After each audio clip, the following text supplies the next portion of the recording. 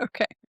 Hello and welcome back to the Two Girls, One Puck podcast. I am Kayla And I'm Claire. and we're back for episode 2 of season 3. Yay. 3, 2. I don't know what I'm doing. Yeah, we've got all kinds of stuff to talk about. You know, things are always happening. We're here And- already. We're actually recording a week later, like we said we were going to. Yeah. And it's a miracle. Yeah. So, what should we start with? First things first, today we went to the ECHL Fan Fest for the All-Star Game. A fun fact, the All-Star Game is in Allen, Texas this year. Allen Americans are hosting, which is obviously the coast team that we have gone to a few games. Also, another fun fact, I didn't go to a single game last year, and Kayla went to one, and we haven't gone to a single game this year. Did you go to But one they this year? are... No, not yet. Okay. They are on a 6-game winning streak. Okay. Well, maybe we should Listen, then. there's a lot of drama. Yeah, we won't go into it That now. we're not but gonna there's get into right drama. now. There's drama. Maybe we'll talk about it on another episode, but we will I'm sure move on. I'm sure we've talked about it on past episodes I'm because sure we have. Yeah. You there's can a go back. reason we didn't go to any games last year. Yes. Let's just put it But that anyway, way. FanFest, great turnout. It was fun. We were Yeah. they covered the ice, but we were on the ice at the arena they play at, or it's not really an arena, the ice rink they play at. The rink, the barn. The rink, yeah. And they had the Hockey Hall of Fame set up, and we got to meet the keeper of the cup. We got to meet Phil.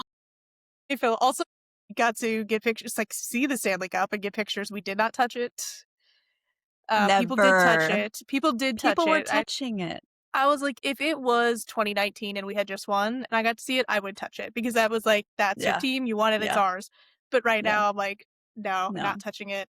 I kept my hands in my pockets because I didn't trust Yes. myself to It was not do something You're just stupid. like, I know. I'm just like, I'm like touching the table because I was like, I'm gonna Yeah. fall and like fall into this No, literally. table. knock the whole thing over. I know, but Phil, come fix it. yes, It was funny. close friend Phil Our close personal that friend Phil. we literally met this one time. Yeah. Got our picture with him, Love and then him. we also got to see the 2019 Blues Mhm. engraving. I obviously was like, I'm like, okay, Panther. All I had to do was like find the most recent, right? I was like, Panthers. It was like just going backwards. I'm like, Yeah. okay, past the two Tampa. I'm like, all right, where are we going? Avalanche So in between funny. there. I just skip over Yeah. that. But We yeah. also got to see the Vezina Trophy and the Art Ross. Art Ross. It was the Art Yeah. Ross, yeah. So it was fun. They're bigger than they look on TV because hockey players are big dudes mostly. So they're large. Also, what was the third or that other It was table? the World Cup of Hockey. Yeah, Yeah. that was weird. That one looked really heavy. Yeah, it had like bolts in it. It looked very Yeah. heavy. And then there was other like memorabilia, Team USA, stars for Dallas, just some other things, but it was pretty cool. Some Allen Americans, some Yes. Kelly Cup stuff from the Oh yeah, the Kelly Cup was there too. when Chad Costello, the best thing that ever happened to the Allen Americans, was playing there. Yeah, well. T. But yeah, it was pretty fun. That was the first time for both of us. You didn't see it in 2019, right? When it was like around. Yeah. I was thinking about it. I have not been to St. Louis. I picked someone up at the airport in St. Louis in December of 2015. So like went to the airport and went home. That's the last time I was in St. Louis. Like stepped That's into crazy. the city. I know. That's crazy. 11 years. I know. I don't leave my house barely. We'll go back. We'll figure it out. I know. I need to like even just like go for a weekend and see some games. I've been like 11 days. I know, right?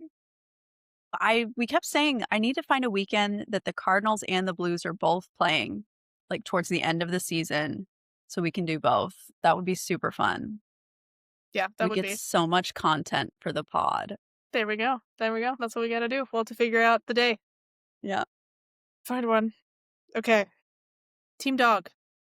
Team Dog. I'm very excited about this one. So Minnesota, I'm pretty sure in my research, they were like the first ones to ever have a team dog, and they've been doing this like every year for a long, long time. So they've kind of got it down, to a science. They announced last September that they had adopted Paulie a 4-month-old bloodhound rescued from Coco's Heart Dog Rescue on a 1-year training contract, LOL.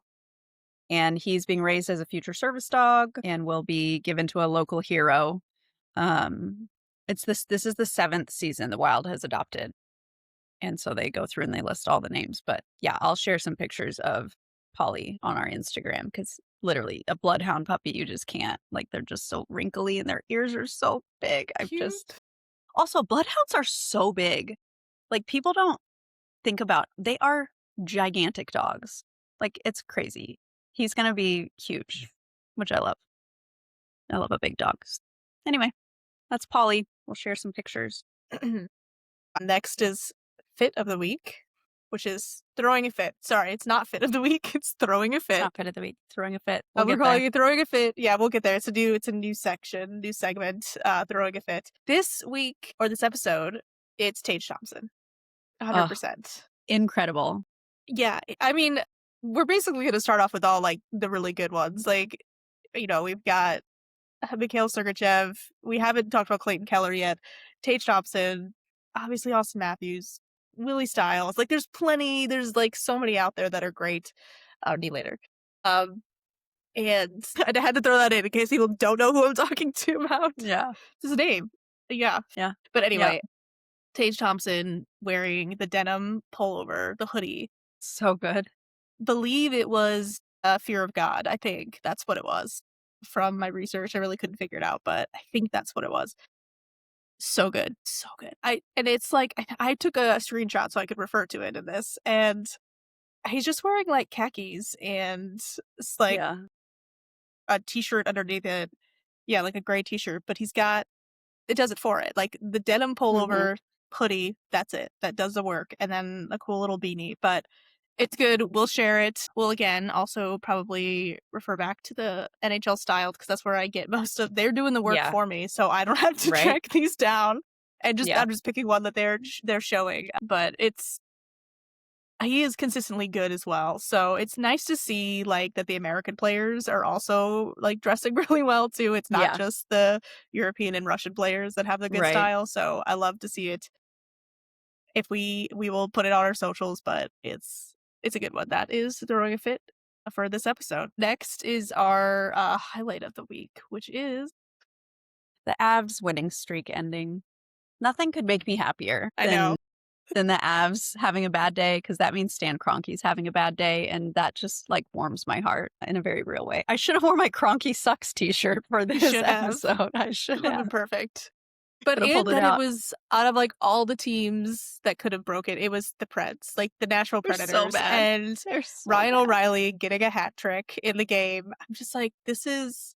I remember seeing that. I was like, Ryan O'Reilly got a hat trick against the Avs, and I was like, oh, that's crazy. And then I'm like, oh, and the Preds won. It was a home game. I was like, the Avs is their first home regulation loss. Like, it's crazy. Yeah. For the season. And then it's their first loss of 2026. Yeah, Predators hand Avalanche their first regulation home loss. 22-game home point streak, because it was a 7-3 victory in Ball Arena. That's crazy. So 22-game point streak that is ended, but their first home regulation loss. That's crazy. We love to see it though. Anyway, Abs had a bad day. Stan Kroenke had a bad day. We had a good day. We'd love to see it. We love to see it. Also, stuff like that it's always going to happen. And in similar fashion, the Blues put a hurting on Carolina and Tampa 2 nights in a row. 2 nights in a row? Were they back to back? I don't know. I think there were 2 games in a row. There was a day between. 2 games in a row. Yeah. But yeah, going into our next, which is around the NHL, that kind of moves into it. So Hofer got a shutout against Carolina.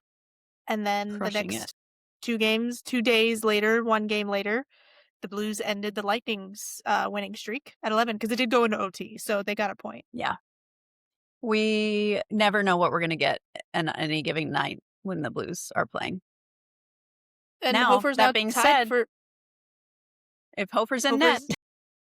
Yeah, Hofer's now tied for the most shutouts in a season with the other goal. I can't remember what other 2 goalies, but yeah, there's now 3 goalies tied for the most, and he is one of them, which is pretty crazy because it's on the Blues. Also, he's the backup. Is he still? Is he? Is he? I mean, they started Binner against the Oilers tonight, and they're already down 3-0 after the first. So is Binner going to come back in the second? Probably, but should he? I don't know. As I said earlier, I need him to go and play in the Olympics and play well and I want him to do well, but I'm also USA all the way. So it's like, I mean, we'll see what happens. But like, if it's Canada against another team, I will be rooting for Canada, specifically for Bitter and Parenko. And I need him to play well, show that he can like prove himself, that he can play in high stress situations. He can do it and come back and play great. That's what he did last year. That was 4 Nations. He went and showed what he could do. And then he came back and he was like, I can do this. So I don't know. But he can't do that every year. If they benched him, he would be so mad and he would play better. They need to pull him out of this game. They need to sit his ass on the bench. He needs to ride some pine for a minute and see. Like they benched Kyrou earlier this season? Yes. Okay. Period. All right. Yeah. Speaking of goalies, I know we're still talking about the Blues, but it all kind of like goes together. Speaking of goalies, I mean, I know you have a lot of thoughts on this, but like Sanderson's, this is the Ottawa Senators. We're back with another episode of what are the Ottawa Senators doing? What did that comment say? As the Senators turn or something like that. You mean like a drama? Yeah. In this week's episode, Sanderson made comments to the media after the game, after their 6-5 loss to Montreal. In overtime. 6-5 in overtime. That to win a game, you have to make more than 10 saves. First of all, he made 13, so. Obviously, this is specifically about their goalie, which was Merilainen. Who we know personally. We don't actually know him personally. We watched him play for the ECHL, for the Allen Americans, okay? Yes. We have seen him play a number of times. Yes. He is young. He is a rookie. He is 23, right? 20. They're obviously having goalie problems and issues. That's a whole nother story. Ullmark is practicing, skating. So no idea if he's going to win or if he's coming back anytime soon, but he was dressed and there was footage of him skating. But obviously that is happening, putting this young kid in and then making those comments about your rookie goalie after a game. Unbelievable. Even if technically accurate, not the place, not the time. You do not do that. Especially, like, he wears an A. Like, you of all people should be media trained to know what to say and not say. And my guy, my righteous indignation is, my blood is boiling thinking about this again. This makes me think that all the, like, rumors swirling about all the drama on that team is true. This is what that makes me think. It doesn't make me think like, oh, they've got it together. Obviously, this is one big joke and whatever. No, this makes me think things are way worse than they're not shutting it down. He's making it worse. Even if it's not what they're saying it is, which, I mean, who knows? But something is obviously going on this team. It's pretty, it's not. It's disgusting. They should trade him. It's not dispelling the rumors. It's causing people to have more rumors. Right? Yeah. I will say, I was thinking this, talking about Binnington. Oh God, this is so rough to say. I would be 100% okay if an A on the Blues said that about Binnington while any of these games where he's the Chicago loss that, like, now Binnington is a totally different scenario. Goalie. Yeah, he's a veteran, Stanley Cup winner, huge contract. He knows better. Yeah. Obviously, we don't know their mental states. There's also that. We do have to take some mental health situations in here. Like, I don't want anybody, like, never want somebody to be bullied into anything. But we know he, like, thrives under pressure. I think I would be like, oh my God, drama. But I would not be as upset. I would not be as mad as I am about this one. Yeah, your veteran goalie making big bucks. Absolutely. Call him out if that's what you feel is necessary. but you don't do that to the rookie backup who is having to take over the starting role because your starter, who knows what's happening with him. It's just, that's not cool. Not a good move. Not cute. It's crazy to me. Crazy to me. They kept Benner in. Speaking of problematic We'll see what goalies. happens. Yeah, we'll see what happens. Anyway, we've got like 2 topics left. I don't know which in my list that we've made notes on. I don't know what you want to do. We've got trades, or we could do what's going on with the Stars. Yeah, we can just mention the trade that happened like an hour or 2 ago. Yeah. Rasmus Andersson being traded from Calgary to Vegas for What? Zach Whitecloud and 2 draft picks, I think. And there's another player too. There's 2 players. It's Zach Whitecloud. It was the rights to a player they haven't signed yet that they had drafted, I think. What? Like everything that I've been hearing for a week or more was Boston. And then all of a sudden, out of nowhere, Vegas, which is kind of their MO. That's how they run things over there. That's what they do. Annoying. Calgary's remaining 50% of the salary and he's got, this year is the end of his contract, I believe. And they did not include an extension with this deal. No. So once free agency, I mean, we'll see if they signed before, but potentially free agent after this. Who knows what their cap is? I had to look up their cap, and I'm like, I know like Petro being, most likely retired, long-term IR, like probably not coming back. I don't know what's going on with his salary, and then obviously I'm not sure exactly. I don't have all the data yet because it's so new. It just happened. Yeah. Whitecloud and how much I don't think it's equivalent, but I guess it could be 50%. But it's like, I don't know. I think his salary this year, Anderson's 4 point something million. Yeah. We'll see. I mean, if they're going to play him, they got to be under cap, so they don't have much. Yeah. They only have like 241,000 per website, which could be wrong. Don't know. Yeah. Well, yeah. They run pretty close to cap anyway, and yeah, I don't think they have any big injuries. His marks don't hurt. Now. God, we can it's only fine. hope. It's fine. Literally. I think you sent me that. Did you send me that thing where it was probably like, that Mark Stone's going to the Olympics, and like, doesn't he know that that's his during his LTIR stint? Yes. Yeah. Yeah. Oh my gosh, yeah, that man. Never beating the allegations. Never. There's a bunch of other trade rumors going around, but nothing big. I mean, this one has actually happened. So yeah, lots of trade rumors with the Blues. Yeah. Are we getting rid of everybody? Are we not? Deadline's Friday, March 6th. So come February, we will be seeing a lot of movements. Probably that week we'll see a lot. It's gonna be crazy. Just keep watching. We'll see. I think there's gonna be some shakeups. We think the Rangers are probably gonna have a lot of movement. Getting rid of everybody. Yeah. See if the Blues do. I don't know. But anyway, next is what's going on with the Stars. Listen, here's the thing. They were playing better than they should have the first third of the season because they had so many injuries. Jamie Benn missed a bunch of time with that collapsed lung. Duchesne was out with that weird concussion. Harley missed time.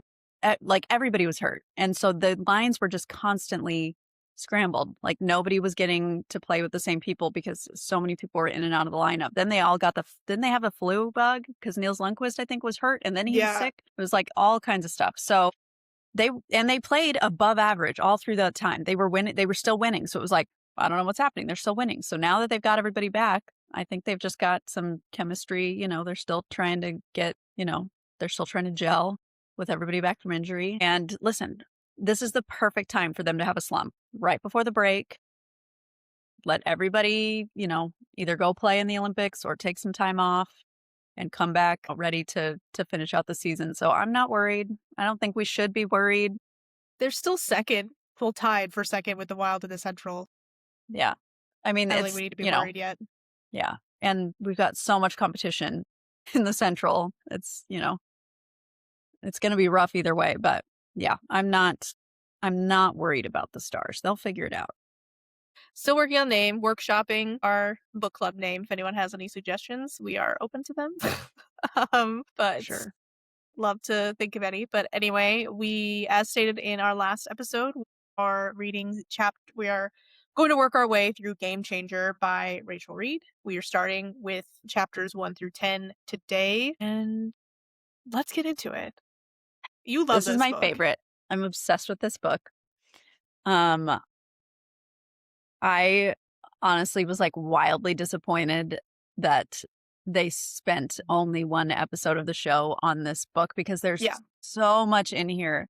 I mean, I would watch a 58-hour miniseries. We are on chapter 10. There are 30 chapters and so much has happened already. And I'm like, this is so good. And there's so many scenes, like the restaurant scene might be my favorite scene in the whole book. And it's not, it basically gets left out of the show. It's so we start with Kip working his job. Being hungover. Super hungover at the smoothie shop. And he's straw and berry. He's straw and berry. Not straw plus berry, which is what it looks like. But it's straw and berry. And he falls asleep, basically, working the register. Like hungover, falling asleep at work. I love this. And Scott Hunter comes in after his run to order a smoothie. There's some banter. Scott Hunter happens to be the captain of the New York team. Kip doesn't even realize it. He's just like this super hot dude just came in and ordered a smoothie. And he's like bantering with them. And then he gets the blueberry smoothie, Blue Moon over Brooklyn. And he leaves. And as he's leaving, a guy comes in and is like, was that Scott Hunter? And they're like, what? What is it? Was it? Yeah. And then Maria's like, was it Scott? Maria's like, coworker, girl. Maria friend. I'm obsessed with Maria. Oh my God, I love her too. And then he continues. Scott has been struggling. He's a veteran player. And then he's a captain. The guy that says, was that Scott Hunter, then starts talking shit about Scott Hunter, saying they should trade him. They pay him too much money. I'm like, this is so funny. And also like, so New York. So New York. So New York. Basically, he has his game of the season that night. So he must return. Hat trick? And I think it was a hat trick plus 2 assists. I think he had a 5-point game. Yeah. Crazy. Let it be Ryan O'Reilly playing against the Avs. But yeah, so he comes back and he has to get the smoothie again and keep his routine to continue his banter with Kip. There's a lot of other things that happen, but then, and I'm like trying to remember because all I can remember, like, does Kip then go, is Kingfisher before he like lets Scott know that he's attracted to him, or is it later? I can't remember the order now because there's so many things, but at some point in time, Scott comes in and like sits. No, I think he comes in the second time. Okay. So that's the third time he comes in is when he sits with the smoothie. Okay. So so then he comes in and he sits and drinks this. He's like, can I drink this here? And drinks it there. And they like have a conversation like, oh, you're changing the routine. And he's like, oh, I'm not that crazy about routines. And they talk about playoffs. And Kip was like, you guys all look sexy with your beards during playoffs. Like lumberjacks. And then he backtracks because he's like, oh, shoot. Ooh. Did I, was I wrong? And then Scott offers him tickets to the game that night. Yes. And Scott offers him his tickets. And he goes with his friend Elena, who's like his best friend. Also obsessed with her. And she's like, this is the weirdest date you've ever been on, meaning that he's on a date with Scott while she's in the stands with him while Scott's playing. While he's at work. While he's at work. And then it's like so much happens. Like we're still in like chapter 2 or chapter 3 here. Yeah. And then is it the he's working at the catering? Well then, okay, first of all, another thing I didn't like about the show. In the show, he only has a dad. Kip only has a dad. In the book, he has a mom and a dad. He has a brother and a sister and the sister's boyfriend. He has a full family. Yeah. It's not just him and his dad. I'm like, it was kind of weird to me also, that they in the show, Scott's parents both died, but in the book, it was just him and his mom died. Yeah. It wasn't that both of his parents died. It was just him and his mom. Yeah. So and he even says it's always just my mom and I. I think with a Kingfisher. Kingfisher sounds like the coolest pub. I would want to go hang out there. Here's the description of it. It was the same pub they'd been coming to for years, the Kingfisher. It had the same worn, cozy feel of any decades-old English-style pub with dark wood and dim lighting and beer signs on the walls. A television at the back of the room showed local sports. At a glance, it didn't look like a gay bar at all, or at least not what most straight people probably pictured a gay bar being. But the men sat a little closer, and the bartenders were, in Kip's opinion, a little hotter. He loved this place. I'm like, I'm obsessed. I want to go here. Sounds like our kind of place. I know. I love a gay man. You do. It's all right. My weakness. But yeah. And then it's the catering, right? I don't remember. But anyway. Yes. Ends So, up yeah. catering an event, working as a caterer at an event, and runs into Scott, who happens to be there, attending this event. Yeah. Like a fundraising dinner gala type thing. Yes. Yeah. And then Scott's like... And he's a cater waiter. Mm-hmm. And then Scott's like, do you want to grab food after this? Like, let's go. And they also cut out in the show that he changes. He like goes to a random tourist shop and is wearing like an I Love New York t-shirt to like and a hat to try to like not be in his tux or suit or whatever it is. Yeah. And look, obviously that it's him because again, supposedly everyone would recognize him. Yeah. I don't really know. I mean, I think a lot of people in New York would recognize their hockey players, but I don't know if there's so many people in New York. I don't think it would be. Yeah. In his suit, though, he would stand out. He would stand out. Yeah. And because, I mean, up until recently, we see those men in suits all the time. Yeah. They go to this hamburger place. In the show, it was a Mexican place. Oh, yeah. That was interesting. And then he doesn't get recognized, right? Aren't they just like, isn't he more just tells him that he's in the closet and he's paranoid? Yeah. He basically, yeah. That he's like kind of like looking over his shoulder as they're eating and they're like he's just like they're having this like really nice conversation, but he's just constantly kind of like looking around to see if anybody's like staring. And then he just kind of confesses like, I don't do this. I don't get to date. I don't get to I'm not out. I don't get to do this. Mm-hmm. And Kip realizes like, and he's like, well, is there somewhere else we can go? And he says, yeah. And they literally like ditch the rest of their food and leave. The whole conversation they have, it's just like, oh, it's so good. It's just so good. I am jumping ahead. Their communication in general is just like so good. And I'm just like, we love to see it. And I think, I mean, honestly, I've read all the series, Rachel Reid. There's hardly ever miscommunication. I hate the miscommunication trope. Like, I feel like she does such a good job of like people actually talking to each other and talking about what they like actually is going on in their head, not like, oh, what are they, figure things out. Because she does a lot of like with Kip, right? He's trying to figure out, is Scott gay? Why is he attracted to me? He's this like big superstar millionaire and I'm just this, lowly history well, he was a history major, but like graduate, working at a smoothie shop, making minimum wage, having all these student loans, trying to figure out what to do with my life. Kip is 25, Scott is 28, so there's not a huge age difference there, but Scott looks like he's got it all together. And even though that's like Kip's internal, like he still voices those out loud, right? He says them to Scott, so Scott knows what he's feeling, and then Scott also tells him, I'm uncomfortable, I'm in the closet, this is why. Like, instead of just being all these assumptions, it's I mean, it's so good. You were not just reading them thinking it, they're actually saying it to each other. Yeah. So. Yeah. And I think it's funny that translates to like the bedroom as well. Mm-hmm. And they're so communicative. It's like there's constantly asking for consent, asking, is this okay? Asking, what do you want? Like, and it's just like, I think that's one of the reasons why women love these books. It's like so often we don't get to have that experience with men.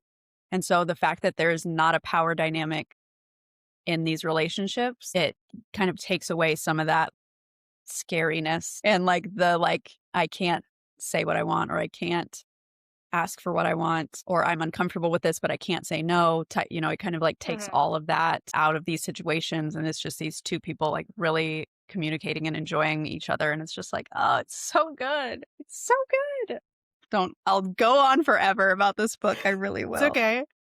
They end up back at Scott's place. It's a beautiful penthouse. It's gorgeous. Mhm. The line that is like so good from the show is not in this. The It's not or in I this. choose It's not in or the book. is not in this I book. choose or is so good. And Kip kisses him first. Kip like grabs he's like, I just put it out there and grabs Scott's hoodie and like pulls him to him.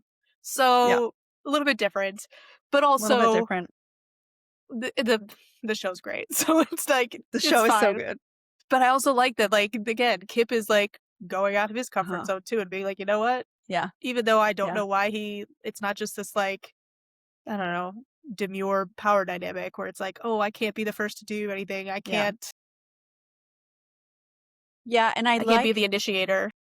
Yeah. So in the show, Scott kind of leads their interaction from the like, do you want the tour now or? And he's like, I choose or. And in the book, it's opposite of that. Like Kip is leading. Kip knows like it's like because he doesn't get to date, he doesn't get to have interactions with men, he doesn't get to have, sex very often. He is like trying to make this a good, like the best experience possible for Scott. And I think in the show it made sense because it was such an abbreviated, like you didn't get to like yeah, see all of this background yeah, and yeah, understand what's going on in their head.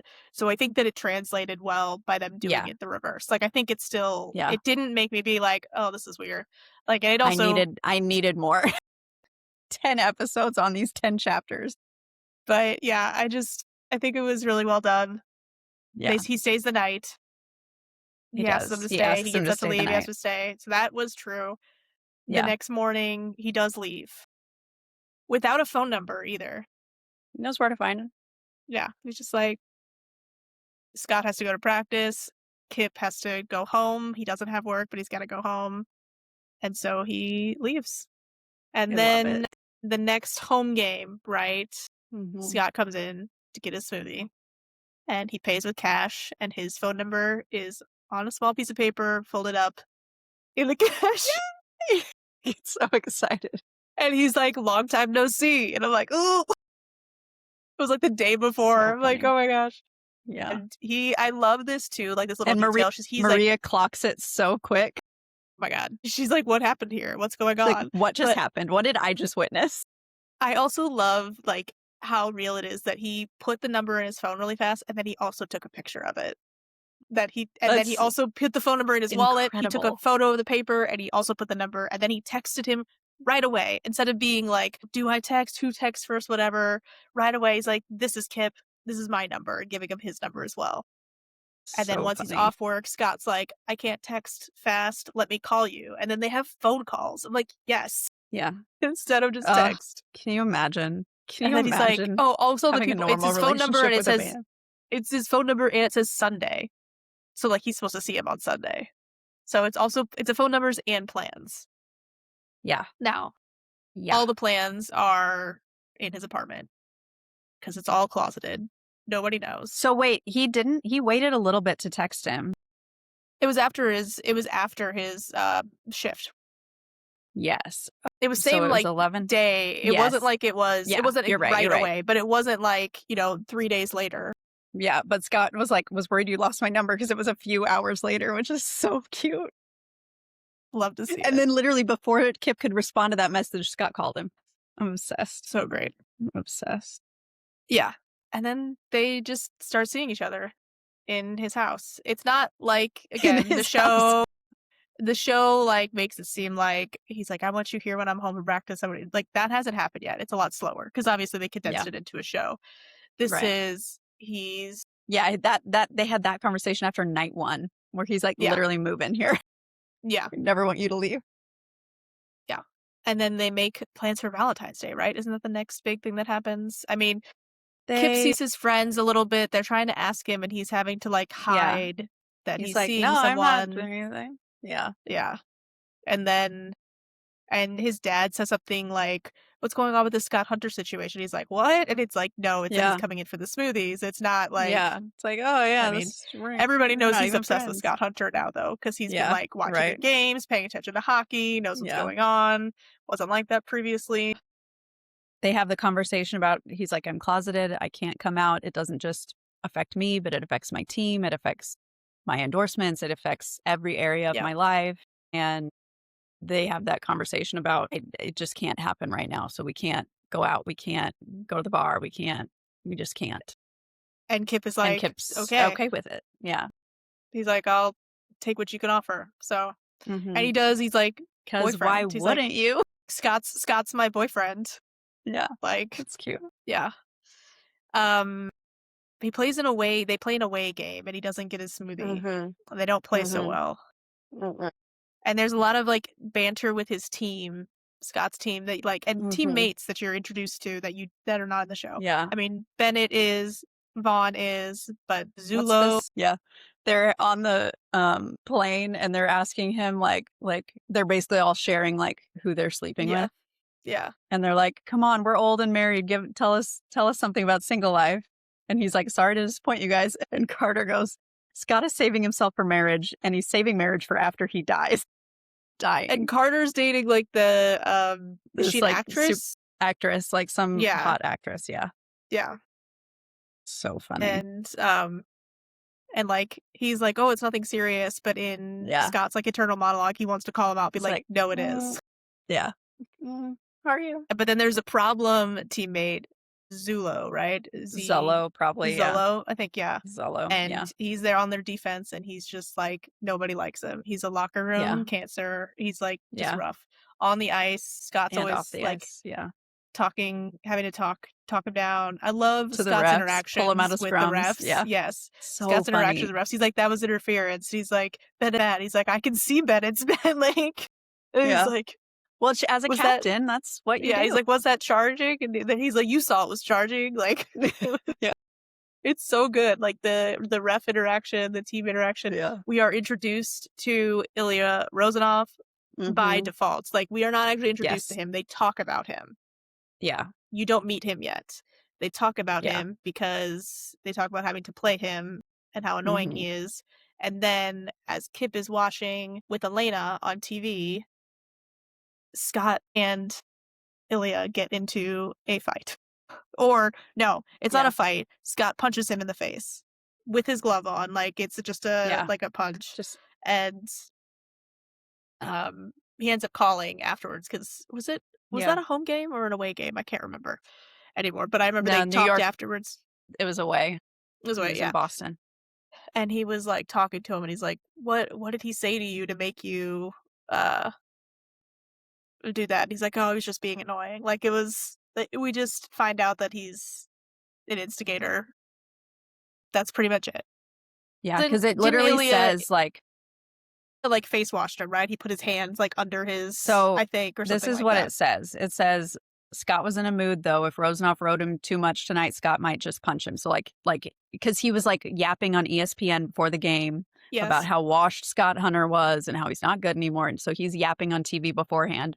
And Scott's on the exercise bike, like, here, watching this. Yes. And what he said was, "I hear you're good again."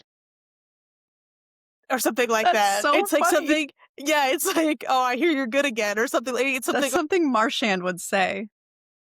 Yeah, so we don't, it doesn't say in here, I don't think, what he said. But I think that's what he said in the show. No, it's in, hold on. Let's go back.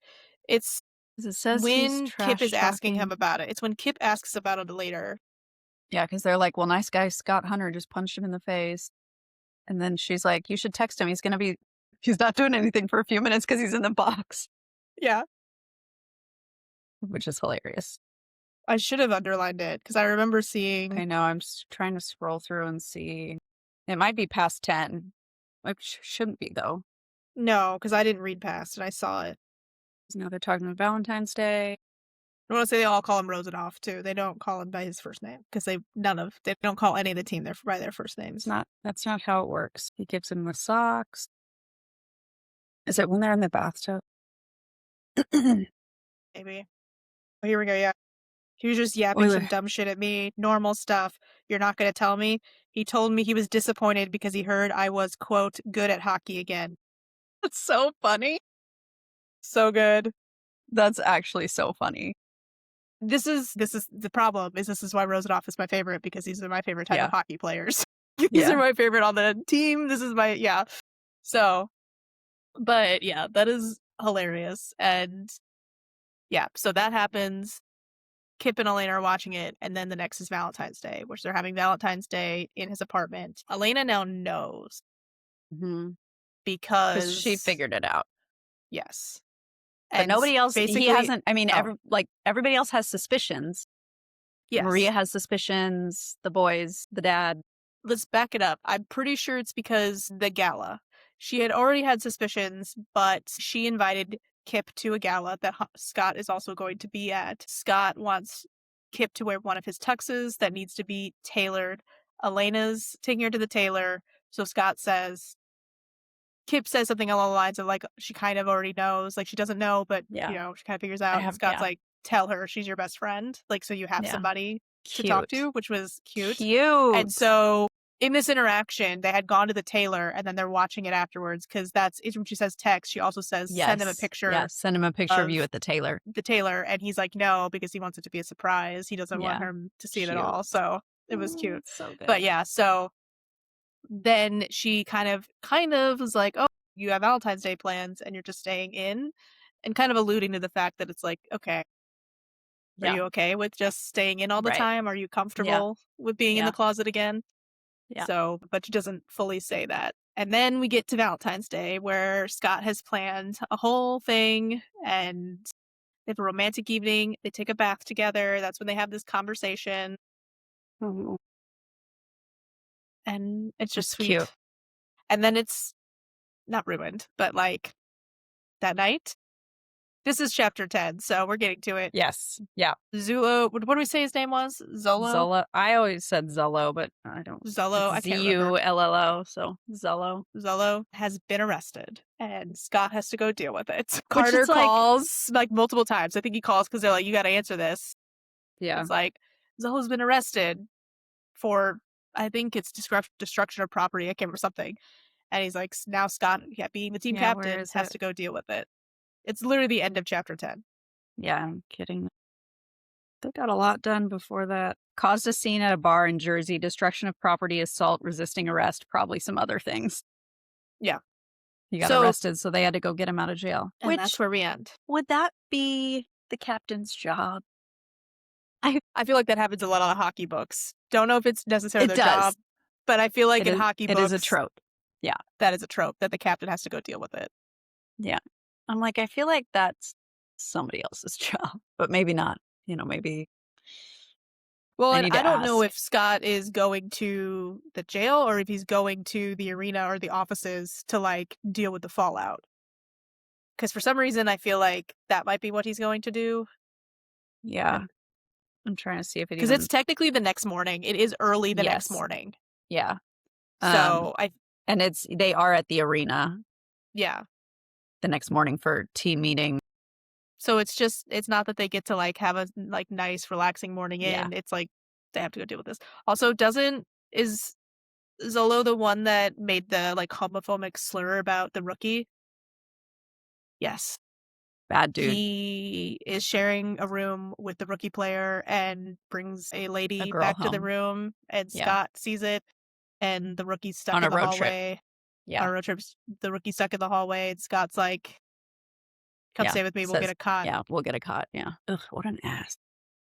So, there's I mean, obviously, this TV show is only so limited. They're not hockey players, but there's so much more about... Especially since there's so much in the book, and you only did one episode. There's so much more hockey than, like... I remember this even the other books, but because they're not actually hockey players, the actors, right? And, like, they can't show... But there's so much team dynamics and things that you don't see. And, like, this, these characters are in other books. So it's kind of like, you want to see them.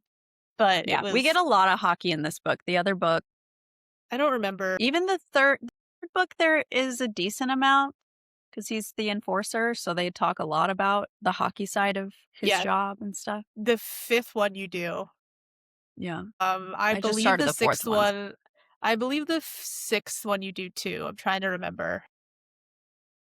And I don't remember the fourth one. I'm not sure. I mean, I remember what happens, but I don't remember.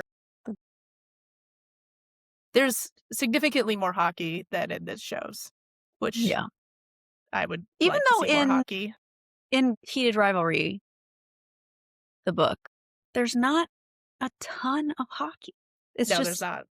they are hockey players, but there's not a ton of like hockey content in that book. Because it's like 6 months later, they see each other because they're playing each other. 4 months later, they see each other because they're playing each other. It's just like all Yeah. spread out. There's not, I mean, they talk about it obviously, but anyway. And it's the only book like that. The rest of the books are not Mhm. this Yeah. time The rest jump of the books, situation. yeah. Yeah. The rest of the books kind of follow more of a traditional hockey That's what I was romance. trying to figure out because in the show, it's like before the Olympics, right? It's 2014 when they meet, and then it's 2016 when he wins the cup. So it's a period of time, but the book doesn't specify when the time is. Like, there's no, Right. this is the year it starts. I don't think there's any time jumps at all. I think there's like 6 months later or something like that at the end, or like it's a little bit later in the season or something like Let that. me I see don't think here. it's because in the show, obviously, they do the timestamps. They Yeah. say, this Right. is whatever of Because in book 2024. 2, there are timestamps on the chapters. So it makes Yeah. sense to include And it does those. overlap with this book. The timing does Yeah. overlap. Yeah. None of the other books overlap. Well, they do, but none of the other books overlap with 1 and 2. 3 and 4 are their own, and then Yeah. 5 and 6 overlap. Yeah. But 5 and 6 overlap, but it's not an extended period of time. It's just they happen kind of at the same time. Yeah. So excited to keep reading. I might just like, since we're restarting, I might just stop reading book 4 and just, You'll get a I know. fresh eyes to it. But Yeah. so that's chapters 1 through 10. Yeah. So We're good. going to read 11 through 20 next. Yeah. Let's do that. Yeah. And it might be more than a week before we record again. So Someone's leaving the continent, not me. and the hemisphere. Yeah, all of it. A whole new world. Sing A whole the new Aladdin world. song. I don't know how much Wi-Fi and data or connectivity I'll have. We'll see. But Not anyway, to mention, how many hours difference did we decide it was? 8? 8 hours. 8. Yeah. That would make it tough, for sure. Summer, 8 hours. I'll wake up in the middle of the night to record. I'm usually up in the Yeah. middle of the night anyway. I don't sleep at night. It's fine. Yeah. So, yeah. We like the book. I mean, I enjoy this book. I have loved how Rachel Reid writes these characters. Like, they're just so good.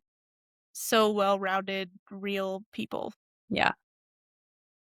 One of my gay friends told me years ago, he reads hockey romance, like gay hockey romance. And he told me like 2 or 3 years ago that I needed to read these books, and they were like on my TBR, but I just like never got around to it. So when I knew the show was coming out, I was like, okay, I finally have to read these books. And I've like been obsessed ever since. But it's funny because I was talking to him and I was like, this is going to sound homophobic. And he's like, oh no. And I was like, I want a full series on every side character in this book. I want a series on Maria. I want a series on Elena. I want a series on Svetlana. I want a series on that other girl from the second book. What's her face? The one that's supposed to be J-Law. Rose. Yeah. I want more of these characters. The I want a character story development with is Carter. so good. Yeah. I want Carter and his girl story. Like, Yes. every character has such interesting things going on in their lives. Yeah. Like, I want more. I want more. Her character development, even like the ref that he was talking to, she gives a first and last name and she says he's his favorite ref. Like the way that she doesn't just like let these characters be like nameless, faceless people. Like every single character gets to be a person. And it's so and its good. descriptions, and the descriptions aren't like overwhelming because sometimes like they can be overly descriptive and I'm just like, okay, I'm so bored. Like move on. Like I don't need to know all of this. Like this is this is the only time you see this person. Done. But it does. It's so well done. She's done such a good job. I read one of her books outside of the series too, and I was like, this is so good. I know. I'm excited to keep reading her stuff. Characters are just like, they don't just fall into tropes, right? Like obviously it's a hockey romance, so there's tropes. Yeah. It's a romance novel. Yeah. But they don't just fall flat and into like, this is the grumpy sunshine, or this is the enemies to lovers, or this is, and it's like specific to these, like they just. Well, and I think part of that is she like pulls from, like this one is supposed to be Captain America and Winter Soldier, right? Like that's kind of where she got the like, themes from. Scott is blonde with blue eyes. Right. In the book, Scott is blonde with blue eyes. It's like very Chris Evans. It's like, what? Yeah. So I love that it's not just like that cookie cutter, even in the second one, it kind of like she talks about like the Sidney Crosby, Alex Ovechkin, like dynamic, like she pulled from that for a lot of the, themes and stuff. And so it's just so well done. So, so well done. And even when I was reading this book and like the conversations that Scott's having and talking about, like, I can't come out, like, it's not just about me. It affects my team. It affects my coaches. It affects literally all my endorsements, my agent, like all these people depend on me to keep doing what I'm doing because that's how they also make money. Like, yeah, I'm set for life, but like these other people are depending on me too. But it's also the like drama it will cause. Not necessarily that his team would not support him or the coach. Right. Like, it's not even about that. Yeah. It's about that all of a sudden a spotlight would be on their it's a team media because circus. he would be the first openly gay Yeah. professional hockey player. Well, Yeah. NHL professional hockey player. Yeah. Yeah. And the chaos that would ensue because of that. Yeah. And that would then cause stress on all of those people as well. Yeah. And that's the thing on top of it, right? That it's not just that it's, I have to think of their livelihoods and like how people are going to react and all this, but it's also like, well, look at what's happening to these actors that are playing this. Yeah, like, exactly. The media frenzy around it. It's Yeah. a very similar kind of like, it's crazy. Yeah. And it would then even when cause I was stress on the team, and then all I need to do is win. Like when, I don't know. And I know, like, I can't remember the book, but I know in the show he like talks about it being like his family, and it's want to protect them. Yeah. Well, and even when I was reading this, like I was getting like emotional because I was like, there are men in the league right now having these exact conversations, experiencing these exact things. And a guy that I follow that plays in the EIHL that came out as bisexual a couple years ago posted a big long thing today talking about how hard it was to watch the show and how like he's like, it was like the most traumatic parts of my life playing out on the screen in front of me. And I was just like, it just literally like is gut wrenching to me, like to know that like this is like somebody's real life. And it's just like, I just wish it was a safe place. Like I wish we could make hockey a safe place. But we're working on it. Yeah, I mean, we kind of glossed over it, but you brought up like it is a very spicy book. Like, not gonna let anybody just like didn't even get read this and think spiciness. we did not even get into it. I mean, we can, but it like especially in these chapters because it's the beginning, right? And it is like so much happens, but yet there is so many opportunities for spice for these people. Yeah, like it is like pretty constant. Something happens, I think, every chapter. Once it is. I just wanted to give that warning. If it's it's a spicy book. I mean, we're reading hockey romance novels. They are spicy. Yeah. So this is like a 4 out of 5. 4 out of 5 on the chili pepper scale would be, well, I don't know. Probably. I mean, it's up there. 3 out of 3.5. They're pretty descriptive. Like they're not like at the very beginning she's not as descriptive, but it gets very descriptive. Like it's not it's definitely not a closed door. It's like you're right there in the room with them. Yeah, it's not like this has happened and it like moves on. It's like you said, like it's a full chapter. You know exactly what has happening. They're very open about this, but they also obviously there are stuff that is eliminated that would like break the like fantasy of a romance, right? But still, right? Yeah, of course, as usual. Yeah, but so thanks for making it this far and listening to us ramble about hockey and hockey romance. We spent a lot of time on the book, which is probably what we're going to be doing more. It's going to be more like 20 minutes of the beginning, and then especially with these books, because they need their flowers.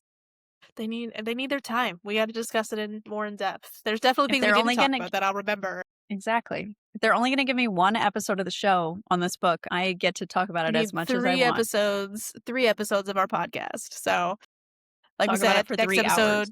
We're going to talk about 11 through 20, chapters 11 through 20. Please read along. We'd love it. So good. And we'll see you next time.